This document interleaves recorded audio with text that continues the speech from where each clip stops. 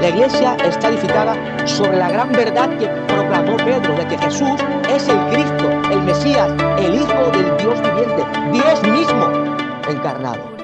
Muy bien, mis amados hermanos, abran sus Biblias con fervor en la carta del apóstol San Pablo a los Efesios, capítulo 4, versículos 31 y 32. Seguimos en el capítulo 4. Hoy, si el Señor lo permite, terminaremos este capítulo 4 y ya el próximo domingo, o el otro mejor dicho, estaremos comenzando el capítulo 5 de esta epístola. Y dice así la palabra del Señor, solamente los versículos 31 y 32 del capítulo 4 de la carta de Pablo a los Efesios. Dice así el texto sagrado: quítense de vosotros toda amargura, enojo, ira, gritería y maledicencia y toda malicia. Antes sed benignos unos con otros, misericordiosos, perdonándoos unos a otros, como Dios también os perdonó a vosotros en Cristo. Gloria a Dios por su palabra tan maravillosa. Y oramos al Señor para que Él nos hable en esta mañana. Padre, gracias por este tiempo, Señor. Te rogamos, Señor, que tu palabra, Señor, hable a nuestras vidas, Señor, y que podamos ser transformados, Señor, cambiados, enseñados, instruidos, corregidos, Señor, para andar para tu gloria, Señor. Queremos vivir vidas centradas en Cristo, vidas que te glorifiquen en todo tiempo, Señor, y te ruego, Padre, que tu palabra, Señor, haga el efecto para la cual tú, de forma soberana, la envías a tu pueblo, Señor. Señor, que tu palabra, Señor, impacte nuestras vidas, Señor, y corrija aquello, Señor, que debe ser corregido en nuestras vidas, Padre. Te lo rogamos en el bendito nombre de Cristo Jesús. Amén y amén. En este capítulo 4 que hemos estado estudiando por varios meses, ya los últimos versículos, hemos estado viendo cómo el apóstol San Pablo nos exhorta a los efesios en el siglo I y nos exhorta la palabra de Dios a nosotros hoy, en pleno siglo XXI, a despojarnos del viejo hombre, a despojarnos de todo lo que implica, todas las virtudes que caracterizan al viejo hombre, todo lo que éramos antes en Adán, antes de ser salvos por la gracia de Dios. El apóstol Pablo nos insta, nos manda a vestirnos del nuevo hombre, creado según Dios. El nuevo hombre es creado según Dios, a la semejanza de Dios. Y hemos visto a partir del versículo 25. De hecho, mis amados hermanos, el versículo 25 hasta el 32 prácticamente constituye un hilo conductor, es un hilo de pensamiento. Y por eso estamos durante 3, 4, 5, 6 semanas repitiendo prácticamente, aparentemente lo mismo, ¿no? Hablando acerca del mismo tema. Pero es que el capítulo 4, versículo 25 al 32, constituye una unidad de pensamiento. Lo que nosotros hemos ido analizándola semana tras semana. Y hemos visto de que el creyente debe desechar la mentira, ¿verdad? Y hablar la verdad. Ya no hablamos mentira, ya no vivimos en la mentira. Antes, cuando éramos hijos del diablo, andábamos en la mentira, hablábamos la mentira. Ahora no, ahora el creyente, el nacido de nuevo, debe hablar la verdad. Debe vivir en la verdad del Evangelio, en la verdad de Dios. Además, la palabra de Dios también en el versículo 26 nos manda, airaos. Es un mandamiento, airaos, pero no pequéis. Y vimos de que uno se puede airar de una forma correcta, de una forma santa. No se extrañen. Hay una ira correcta. Cuando alguien atenta contra Dios, contra el Evangelio, contra la palabra de Dios, un creyente debe indignarse ante tales injusticias.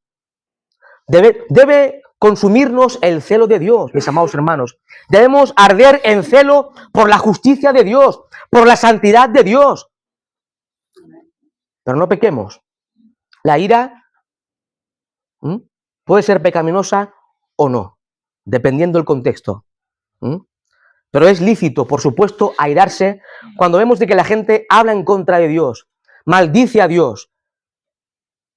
Injusticias que encontramos en la sociedad, el cristiano debe arder en celo por la verdad de Dios.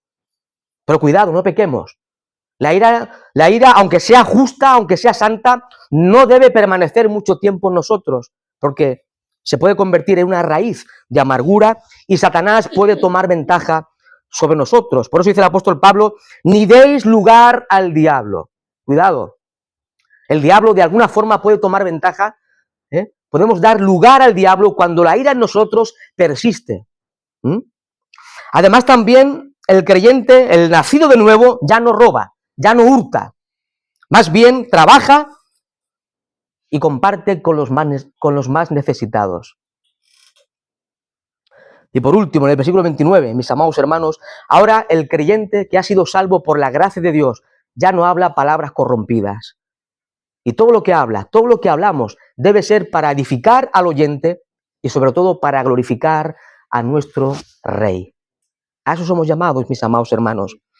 Y el domingo anterior vimos cómo el pecado en la vida del creyente, de alguna forma que no llegamos a entender en toda su dimensión, el pecado en tu vida, mi amado hermano, el pecado en mi vida, contrista al Espíritu Santo de Dios. Trae tristeza al Espíritu Santo de Dios, que Dios ha hecho morar en cada uno de sus hijos. Recordemos de que el Espíritu Santo ha obrado en nosotros el nuevo nacimiento. Él obró en nosotros de forma soberana. Pero además el Espíritu Santo de Dios vino a morar en nuestros corazones. Y el Espíritu que Dios ha hecho morar en nosotros nos anhela celosamente, dice la Escritura. Y el pecado no solamente nos separa de la comunión con Dios. Es cierto que cuando un creyente peca no va a perder su salvación. Tenemos seguridad de salvación en Cristo. La salvación no se pierde.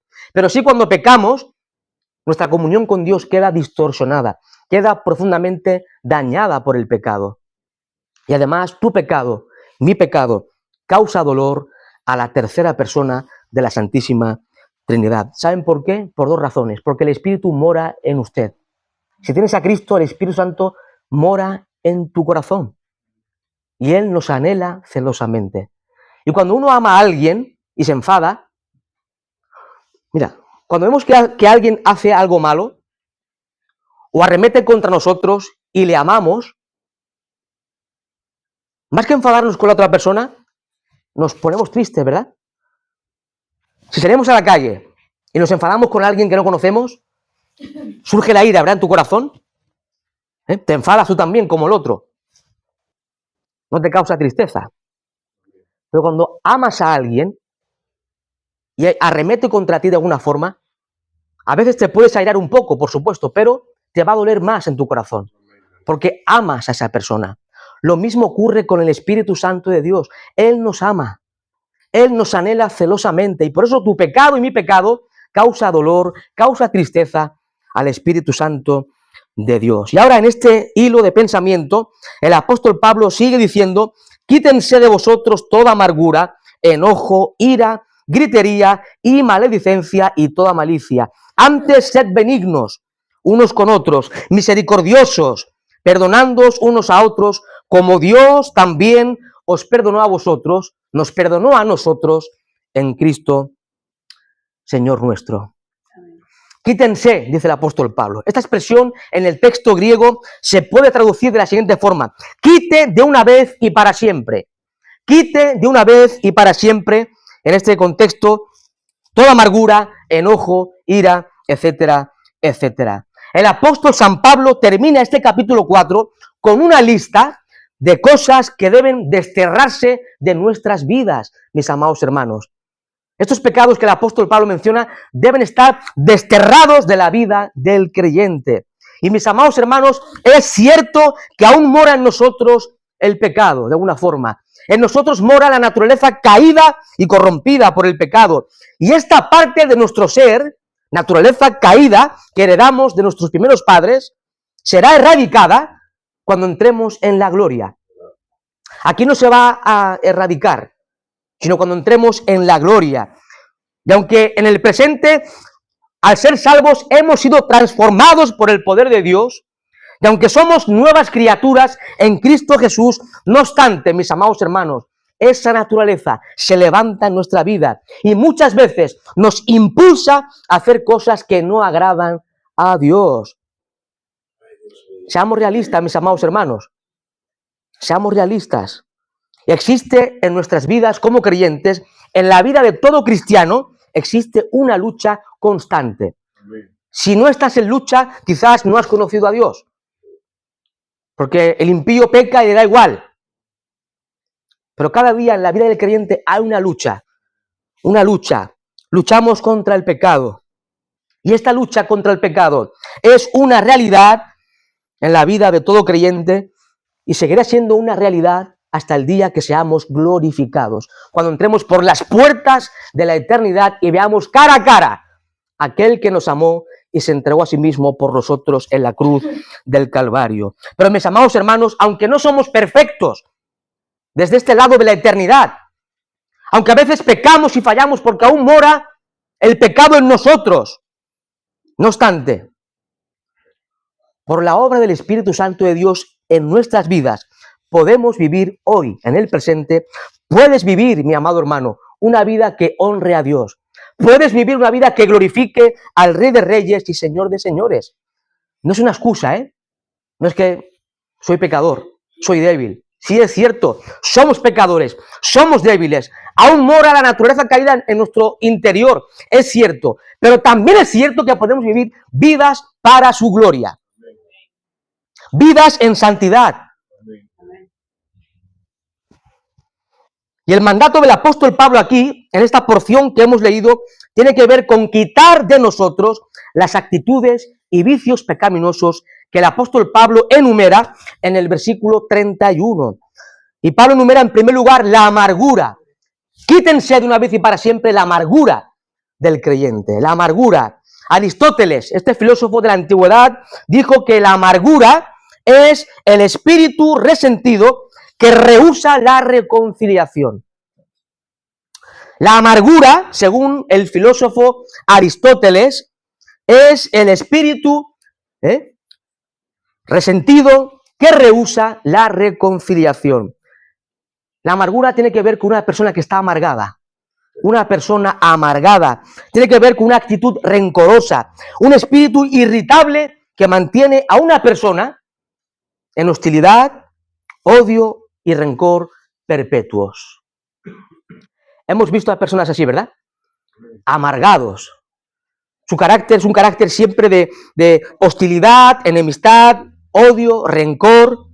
Los griegos también en la antigüedad definían amargura como un resentimiento imborrable.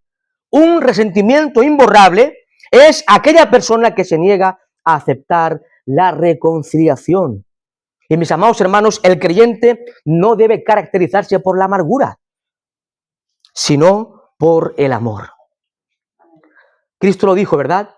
Unas palabras que se recogen en el Evangelio según San Juan, capítulo 13, versículo 35. Jesús, antes de ir a la cruz, dijo a sus discípulos: en esto conocerán todos que sois mis discípulos, si tuvierais amor los unos para con los otros. La gente del mundo nos va a conocer que somos cristianos, que somos discípulos de Jesús, no por saber mucha teología, no por llevar una Biblia debajo del brazo, no por usar un lenguaje bíblico o teológico. A la gente le da eso igual, sino por cuánto amas. ¿Cuánto amas? ¿Cuánto amas a Dios, por supuesto, en primer lugar, y al prójimo también? Por tanto, la amargura no puede ser parte del carácter del cristiano, sino el amor. El amor es el gran distintivo. No la amargura, sino el amor es el gran distintivo del cristiano. Y he puesto por título a este sermón: reflejando el carácter de Cristo. Analizando esta porción, versículos 31 al 32, he visto que se refleja el carácter de Cristo, especialmente en el versículo 32. Reflejando el carácter de Cristo. A eso somos llamados, mis amados hermanos. Os invito a Colosenses capítulo 3. Antes de entrar en materia, Colosenses, carta de San Pablo a los Colosenses capítulo 3, versículos 1 al 10. Colosenses capítulo 3, versículos 1 al 10. Dice así el texto sagrado. Dice el apóstol Pablo: si pues habéis resucitado con Cristo, buscad las cosas de arriba, donde está Cristo sentado a la diestra de Dios. Poned la mira en las cosas de arriba, no en las de la tierra, porque habéis muerto y vuestra vida está escondida con Cristo en Dios. Cuando Cristo vuestra vida se manifieste, entonces vosotros también seréis manifestados con Él en gloria. Versículo 5. Haced morir pues lo terrenal en vosotros: fornicación, impureza, pasiones desordenadas, malos deseos y avaricia, que es idolatría. Cosas por las cuales la ira de Dios viene sobre los hijos de desobediencia, en las cuales vosotros también anduvisteis en otro tiempo cuando vivíais en ellas. Pero ahora, mis amados hermanos, pero ahora dejad también vosotros todas estas cosas: ira, enojo, malicia, blasfemia, palabras deshonestas de vuestra boca. No mintáis los unos a los otros, habiéndoos despojado del viejo hombre con sus hechos y revestido del nuevo, el cual, conforme a la imagen del que lo creó, se va renovando hasta el conocimiento pleno. La tesis paulina, el argumento del apóstol Pablo en esta porción que hemos leído, es que si hemos resucitado con Cristo, mis amados hermanos, si hemos resucitado con Cristo, debemos andar como resucitados, no como muertos.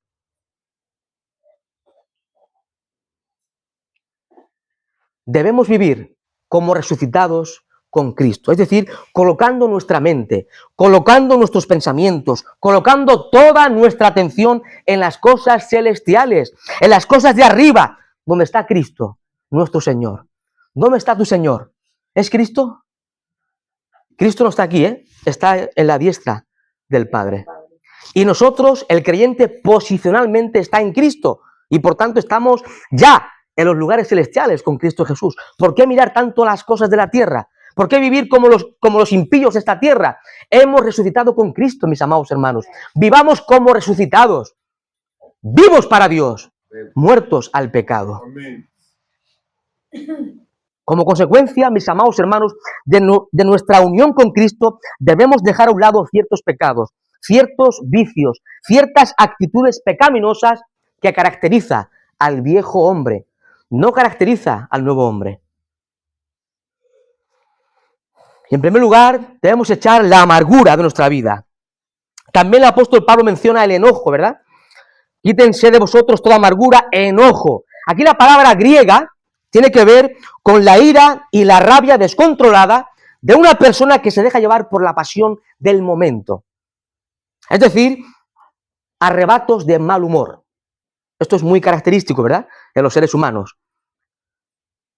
Y hay gente que dice: no, yo no guardo rencor. Y es cierto, hay personas que no guardan rencor, es cierto. Pero en un momento acalorado explota, estalla.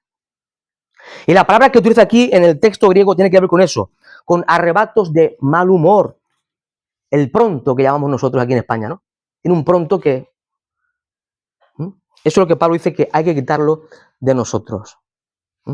Arrebatos de mal humor. Mis amados hermanos, el creyente, el que está en Cristo, el que ha sido revestido de Cristo, debe caracterizarse por ser manso como Cristo.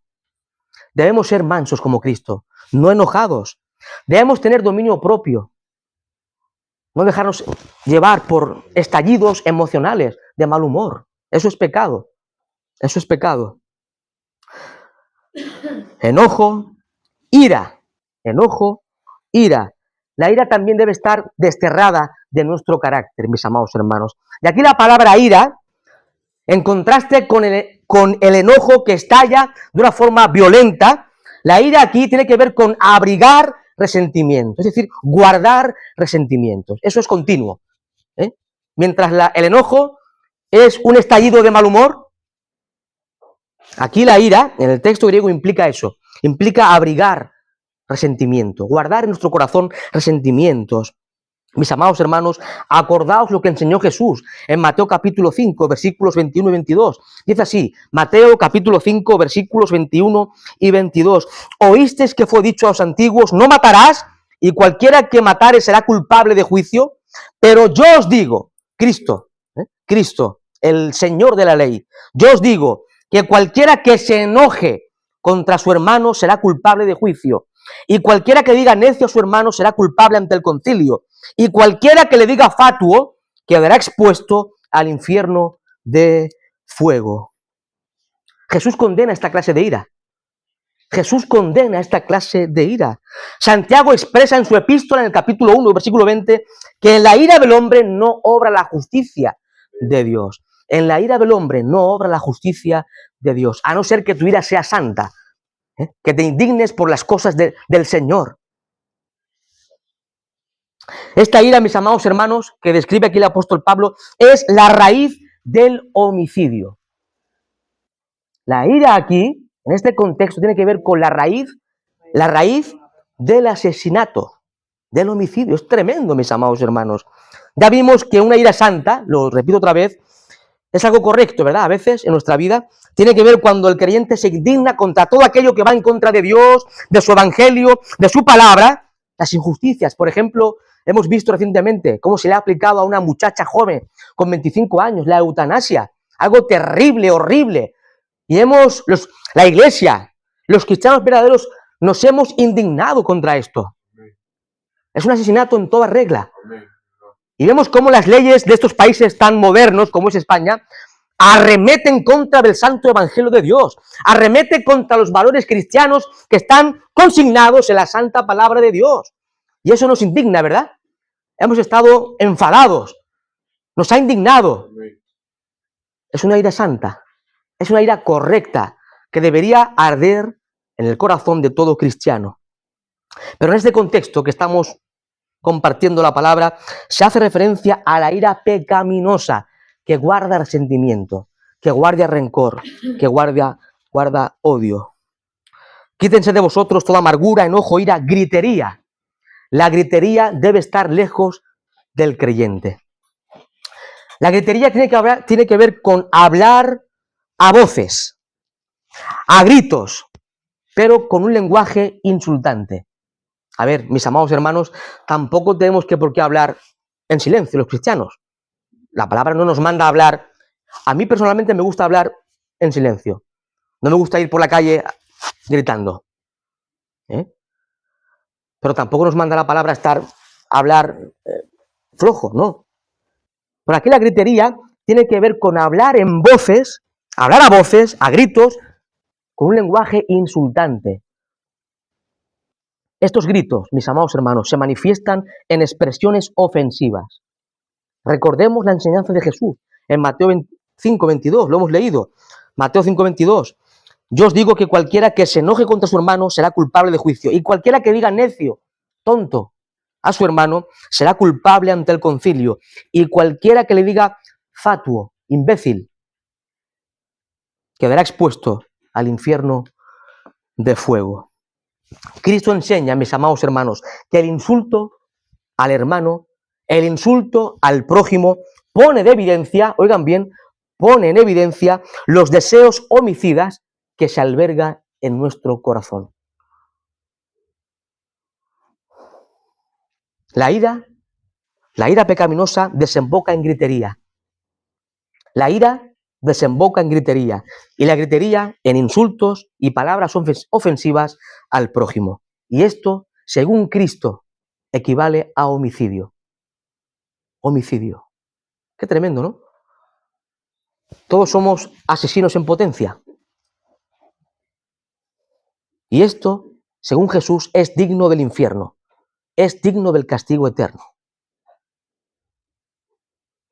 Algo más, mis amados hermanos. Debe estar fuera de nosotros también la maledicencia. La maledicencia. La palabra maledicencia en el griego la palabra que utiliza aquí el apóstol es blasfemia. Es la palabra blasfemia en el griego. Y significa hablar mal no solamente de Dios, sino también de otras personas. Es la difamación continua de otras personas.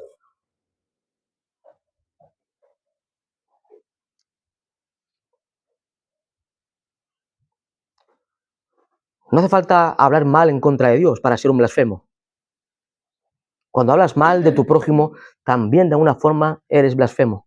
Somos blasfemos cuando hablamos mal, difamando a otras personas. Eso es blasfemia. es maledicencia, eso es pecado. Hay que tener cuidado con la lengua, ¿eh? Como decía Santiago en el capítulo 3. Es el miembro más pequeño, uno de los miembros más pequeños que tenemos en el cuerpo y es el más peligroso del cuerpo humano. No para quieto. Tengamos cuidado con los pecados de la lengua. Es lo más sencillo, ¿eh?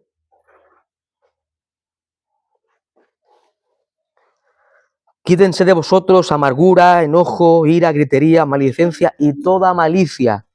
La malicia alude a la maldad que es raíz de todos estos vicios. Es la inclinación perversa que procura dañar a los demás, que procura dañar al prójimo. Dice un comentarista que la malicia es la consecuencia de la influencia diabólica en la vida de la persona.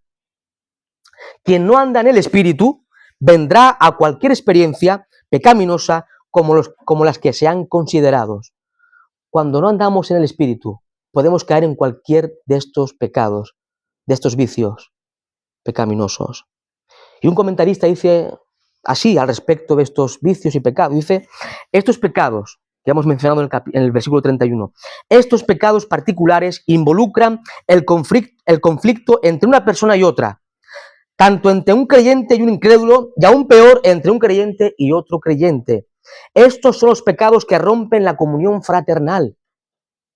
Estos son los pecados que destruyen las relaciones personales, debilitan la iglesia y arruinan el testimonio delante del mundo. Cuando un incrédulo ve a cristianos, esto es muy común, ¿verdad? Cuando un incrédulo ve a cristianos que actúan igual que el resto de la sociedad, la iglesia aparece manchada a sus ojos. Y esa persona se ratifica aún más a la resistencia a las afirmaciones del Evangelio. O sea, cerramos paso a los incrédulos para que no vengan a la luz cuando vivimos como ellos. Y esto pasa mucho, ¿verdad? Tengamos cuidado, mis amados hermanos. Tengamos sumo cuidado. A veces hay muchos que profesan ser cristianos, asistir a una iglesia local, tener vida cristiana y después se comportan como los demás impíos de esta sociedad. Después siguen el mismo estilo de vida que los mundanos. Usan las mismas palabras y lenguaje corrompido que los del mundo. Casi no se diferencian de lo que es un ateo incrédulo. Cuidado, mis amados hermanos. Tengamos sumo cuidado. Las escrituras constantemente, oigan bien, las escrituras constantemente nos exhortan a que vivamos como corresponde a los hijos de Dios, a los redimidos, a los salvos por la gracia de Dios. Filipenses 1:27, Pablo dice, solamente que os comportéis como es digno del Evangelio de Cristo.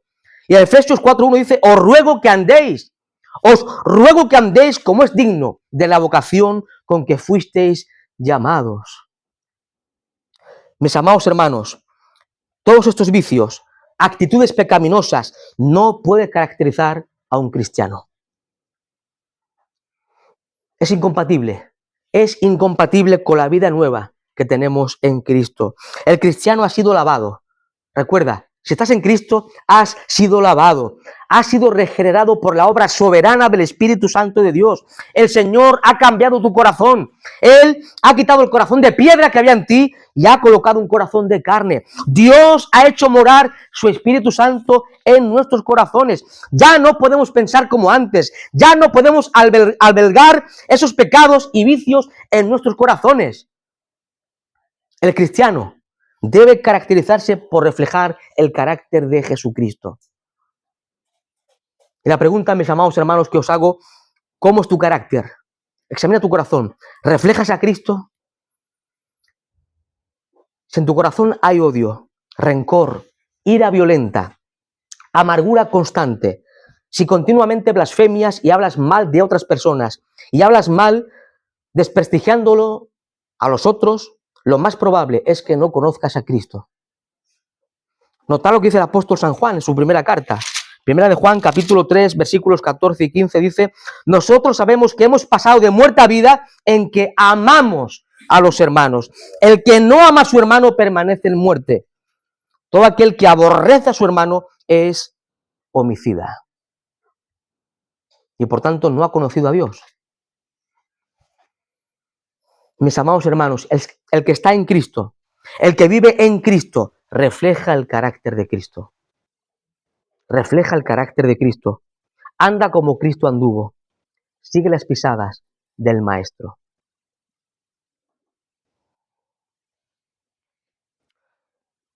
Versículo 32, Efesios 4:32.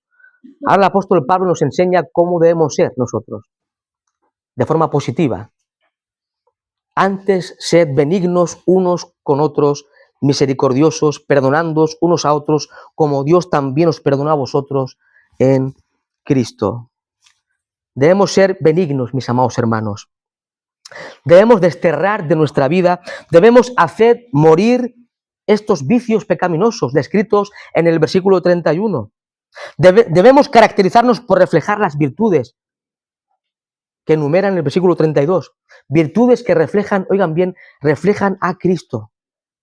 Reflejan al Señor Jesucristo. Os invito a Colosenses otra vez. Colosenses capítulo 3.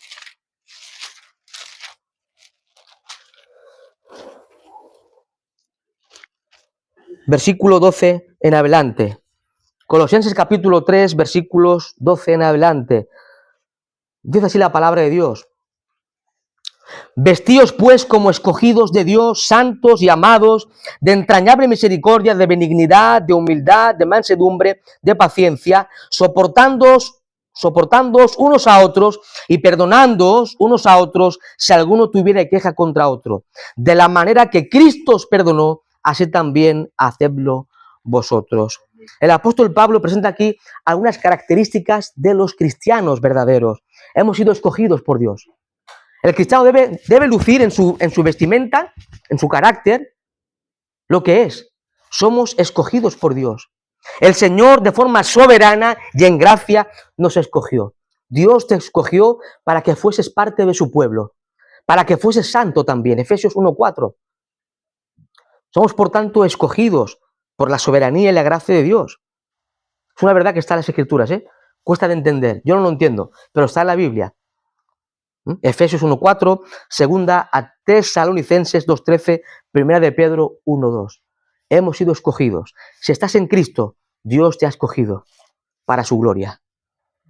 No para que vivas como un impío, sino que reflejes a Cristo en tu forma de caminar en este mundo. Además, somos también santos. Vestidos como escogidos, santos. Mis amados hermanos, Dios nos ha apartado del mundo para Él, para su gloria. Y ahora el creyente es santo posicionalmente en Cristo. Somos santos.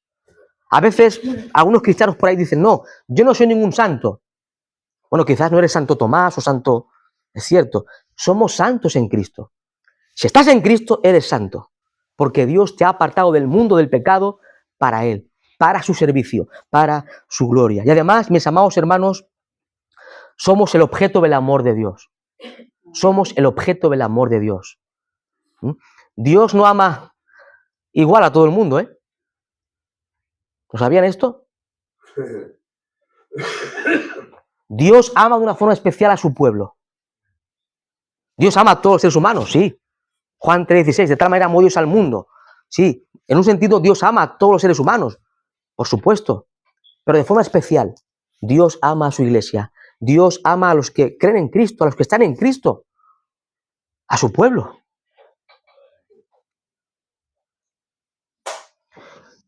Si estás en Cristo, eres el objeto del amor de Dios.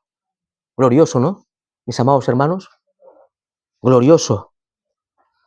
Ahora, ¿cómo viste a alguien que es santo, que ha sido escogido y que es el objeto del amor de Dios?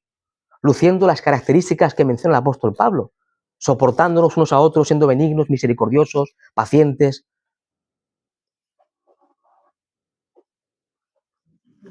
Antes de estar en Cristo, querida iglesia, estábamos vestidos con los harapos sucios del pecado. Éramos vagabundos espirituales, llenos de porquería espiritual. Pero el creyente, nacido de nuevo, por obra soberana del Espíritu Santo de Dios, debe lucir, sí o sí, debe lucir la nueva vestimenta, vestimenta que caracteriza al hombre creado en Cristo Jesús. Dios nos manda a practicar, Dios te manda a practicar las siguientes virtudes. Sed benignos. Quita la amargura y seamos benignos, bondadosos.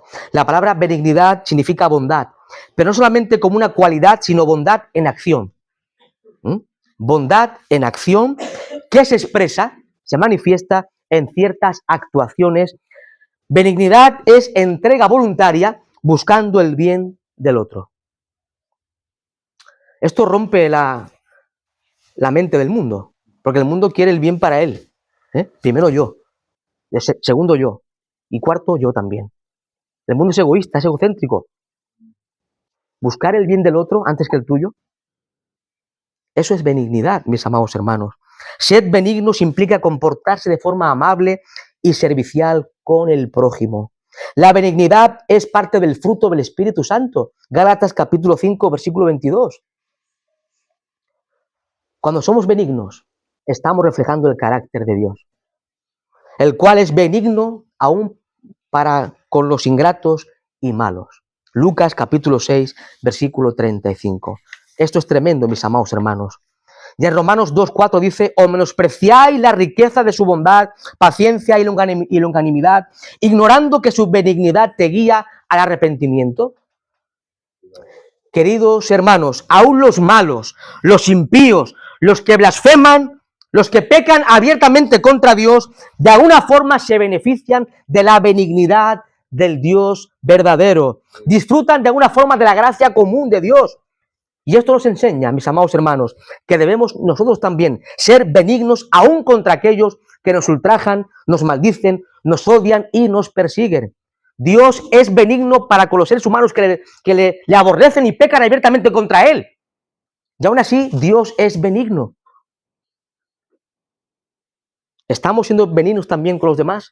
Aun cuando nos odian, nos guardan rencor, arremeten injustamente contra nosotros. Eso fue lo que hizo Dios, enviando a su Hijo Jesucristo.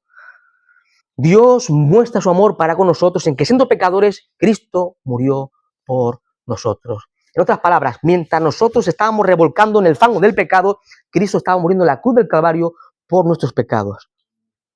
Ahí vemos el amor de Dios, ahí vemos la bondad de Dios como nunca antes en la historia de la salvación.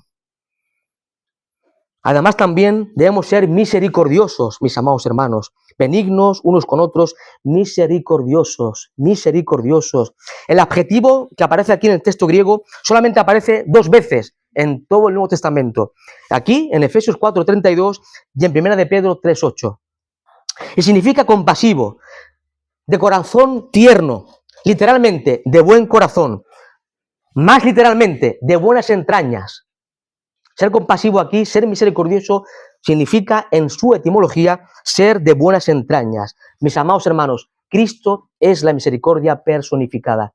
Cristo es la misericordia en persona. Y encontramos en ciertos episodios narrados en los evangelios cómo el Dios hecho hombre, Cristo, se compadecía, se conmovía ante las dificultades y necesidades de la gente, ¿verdad? Lo vemos en los evangelios, ¿verdad? Una y otra vez. Por ejemplo, en Mateo 9:36. Mateo 9:36 dice la Escritura: y al ver las multitudes tuvo compasión de ellas. Jesús, al ver las multitudes que vivían como descarriadas, sin pastor, tuvo compasión de ellas. Cuánta misericordia del Señor, ¿eh? Cuánta misericordia, cuánta compasión la de Cristo hacia aquellos necesitados. Por ejemplo, en Mateo 14:14. Mateo capítulo 14, versículo 14 dice: y saliendo Jesús vio una gran multitud y tuvo compasión de ellos y sanó a los que de ellos estaban enfermos. Mateo 20:34. Mateo 20:34. Entonces Jesús, compadecido, les tocó los ojos a estos ciegos y enseguida recibieron la vista y le siguieron. Así estábamos nosotros, ciegos por el pecado, cegados por el mismo diablo, pero Cristo tuvo compasión de nosotros. Él pasó tu miseria y mi miseria por su corazón y se inclinó a extendernos la mano de gracia y de misericordia. Esa es la compasión del Cristo glorioso, un Cristo compasivo, un Cristo misericordioso. Y los que siguen las pisadas de Jesús deben también ser compasivos. ¿Somos compasivos con los más necesitados? El creyente debe ser compasivo con los demás, especialmente con aquellos que están más necesitados.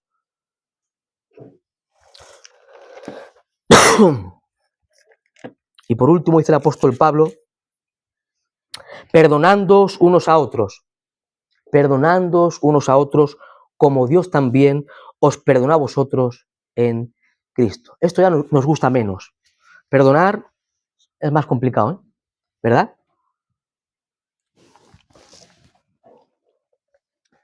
Mis amados hermanos, perdonar a los demás es algo tan básico, es algo tan elemental en cuanto a reflejar el carácter semejante a Cristo, que requiere poco comentario.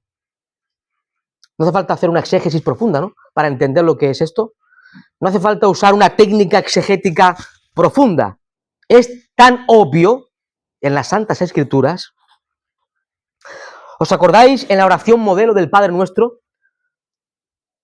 Donde se dice así, Mateo 6:12, y perdónanos nuestras deudas, como también nosotros perdonamos a nuestros deudores.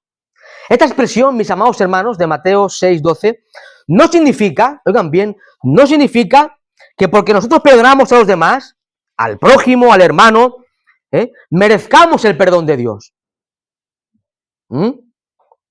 Alguien puede pensar, al leer esto, yo he perdonado al que me ha hecho mal. Señor, ahora tú perdóname a mí, porque yo ya he perdonado. Yo soy mi parte, ahora tú tu parte. Eso es rebeldía contra Dios, eso es pecado contra Dios. Es osadía, es hipocresía, es pecado terrible contra Dios. Mis amados hermanos, Dios no te perdona por tus méritos. Dios no te perdona por tus buenas obras de caridad.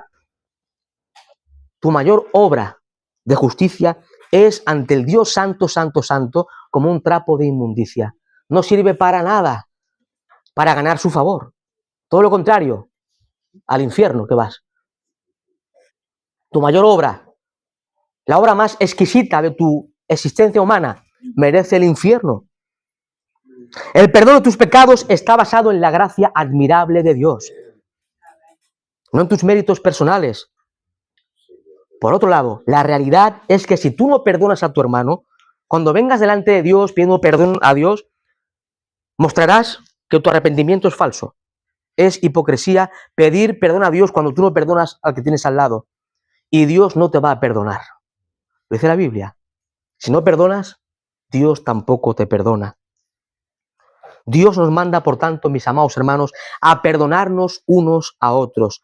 Y tú puedes pensar en tu corazón, si yo quisiera perdonar porque creo que es lo que Dios manda y es lo correcto, pero me cuesta tanto perdonar, me han hecho tanto daño que no siento de perdonar, ¿no?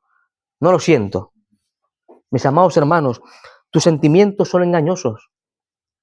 Mis sentimientos son engañosos. Engañoso es el corazón del hombre, más que todas las cosas. ¿Quién lo conocerá? Solamente Dios conoce el corazón del hombre. Y no se trata de lo que sientes. Tus sentimientos no valen para nada en ese sentido. Es qué dice Dios en su palabra. ¿Qué dice Dios en su santa palabra? Recuerda que si estás en Cristo, este Dios verdadero, este Dios santo, este Dios justo, te ha perdonado todos tus pecados en Cristo. Aún siendo Dios el ofendido por tus pecados, transgresiones, rebeldías y miserias, Dios entregó a su Hijo para hacer posible el perdón de todos tus pecados. Cristo tuvo que ser crucificado, querido hermano, en tu lugar, en mi lugar, derramar su preciosísima sangre en la cruz para poder perdonarte a ti y a mí. Querida iglesia, contemplemos a Cristo. Contemplemos al Dios encarnado, al Verbo de la gloria, viniendo a este mundo para salvarte.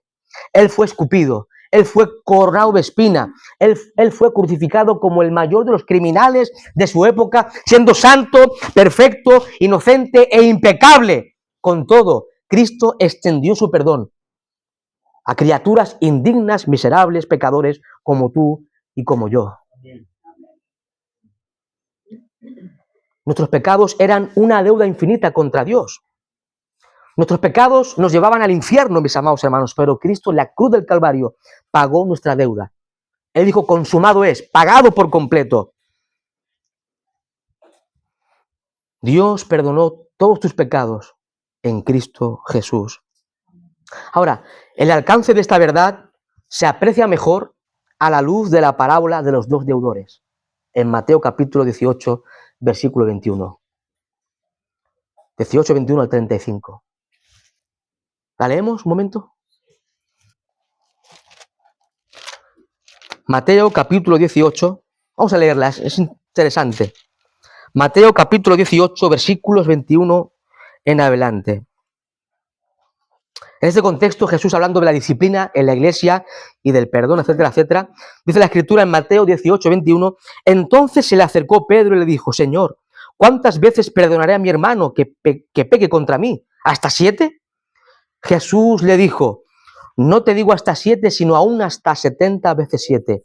Por lo cual el reino de los cielos es semejante a un rey que quiso hacer cuentas con sus siervos y comenzando a hacer cuentas, le fue presentado uno que le debía 10.000 talentos, es decir, una deuda incalculable. Hoy serían millones y millones de euros. A este, como no pudo pagar, ordenó su señor venderle y a su mujer e hijos y todo lo que tenía para que le pagase la deuda. Entonces aquel siervo, postrado, le suplicaba diciendo, Señor, ten piedad conmigo, yo te lo pagaré todo. El señor de aquel siervo, movido a misericordia, le soltó y le perdonó la deuda. Pero saliendo aquel siervo, halló a uno de sus consiervos que le debía 100 denarios, una deuda insignificante. Y asido de él, le ahogaba diciendo, págame lo que me debes. Entonces su consiervo, postrándose a sus pies, le rogaba diciendo, ten paciencia conmigo, yo te lo pagaré todo. Mas él no quiso, sino fue y le echó en la cárcel hasta que pagase la deuda. Versículo 31. Viendo sus consiervos lo que pasaba, se entristecieron mucho y fueron y refirieron a su señor todo lo que había pasado. Entonces, llamándole su señor, le dijo, siervo malvado, toda aquella deuda te perdoné porque me rogaste. ¿No debías tú también tener misericordia de tu consiervo como yo tuve misericordia de ti?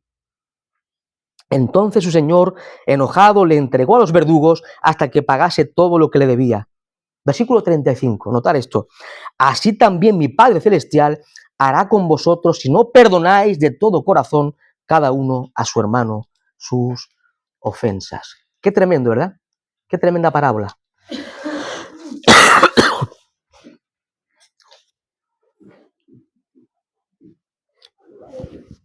Mis amados hermanos, el que realmente es consciente lo que supone el perdón de sus pecados, otorgado por pura gracia, está dispuesto a perdonar cualquier ofensa que pueda recibir.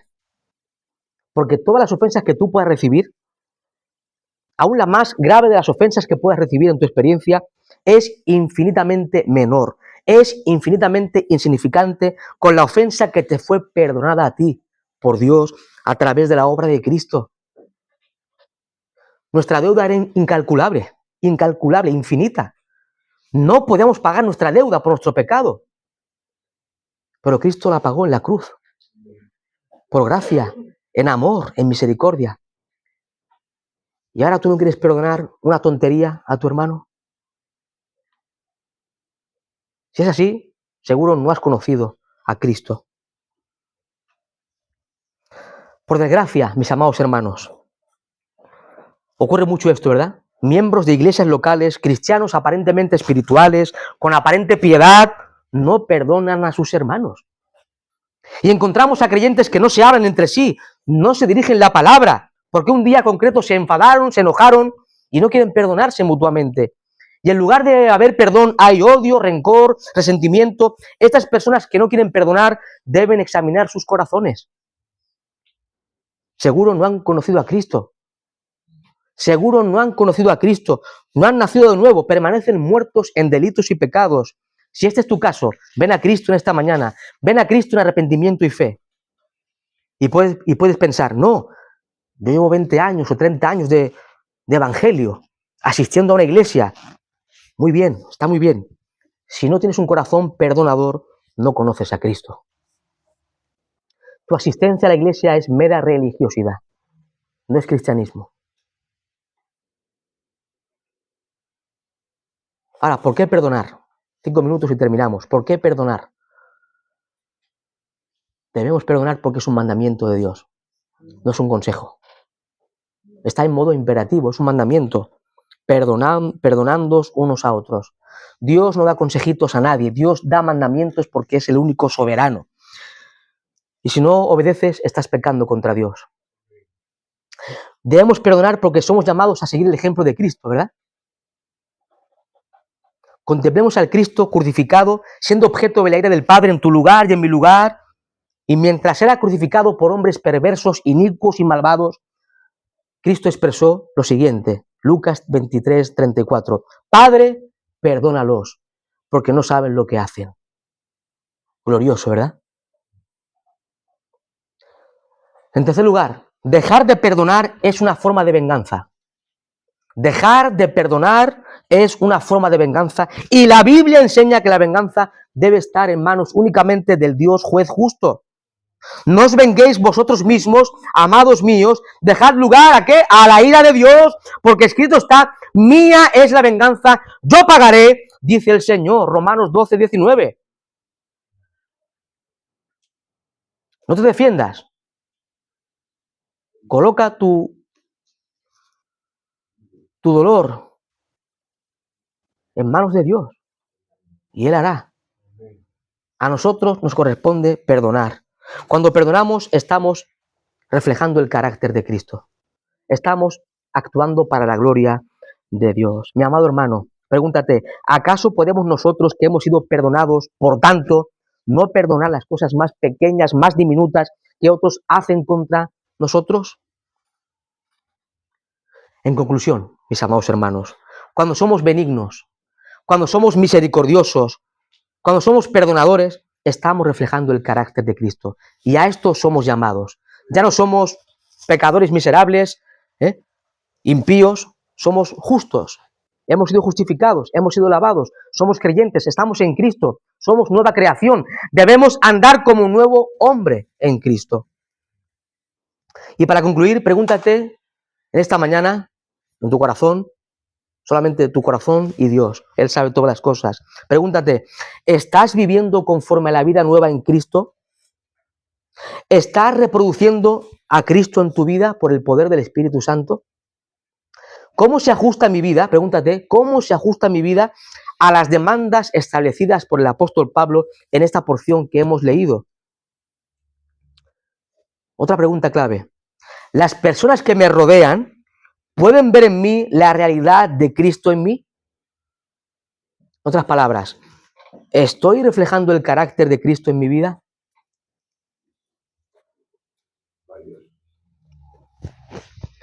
Y si aún no has recibido a Cristo como Señor y Salvador, quiero que sepas que la Biblia enseña que el hombre está perdido, totalmente arruinado. El pecado es la barrera que te separa del Dios santo y justo. Tu pecado sin Cristo te lleva al infierno. El pecado sin Cristo te lleva al infierno. El hombre es deudor permanente de Dios. La Escritura enseña la universalidad del pecado. Romanos 3:23, por cuanto todos pecaron, están destituidos de la gloria de Dios. Todos nosotros hemos pecado contra el Dios santo, hemos ofendido al Creador, hemos transgredido la santa ley de Dios. El pecado lo hemos cometido contra el Dios infinito. Nuestra deuda es infinita. Solo Cristo puede salvarte. Solo Cristo puede librarte. Hoy es día de salvación. El Dios de toda gracia sigue salvando a pecadores. Hermanos, oigan bien. Dios sigue salvando pecadores. Ven a Cristo en arrepentimiento y fe. Refúgiate en Cristo, quien murió en la cruz para expiar los pecados de su pueblo, resucitar al tercer día, y todos tus pecados serán perdonados. Todos tus pecados serán perdonados. Recibirás el regalo de la salvación, la vida eterna y una esperanza de gloria. El mundo no tiene esperanza. Habla de esperanza. Y lo que está haciendo es matar a la gente. Eso es el mundo. La esperanza solo se encuentra en Cristo. Cristo es en vosotros la esperanza de gloria. El Señor nos guíe, mis amados hermanos, a andar como es digno del Evangelio, a lucir las virtudes que caracterizan al nuevo hombre reflejando a Cristo. Padre, gracias por este tiempo, Señor.